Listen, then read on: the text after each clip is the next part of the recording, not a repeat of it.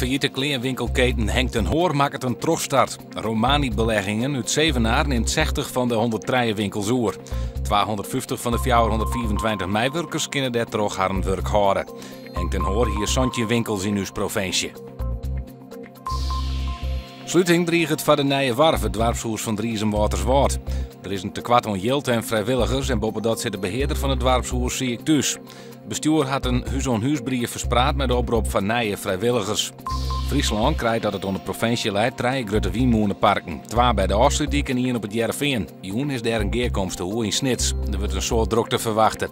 Benamen het wienmoenenpark dat plant staat in de IJsselmar stuit het op verzet. Joen en vannacht op een ei helder waar, met temperaturen rond de 1 graden. Ek morgen zinnen, het is dan 13 graden. De dagen daarna bloot het droeg, mij zinnen.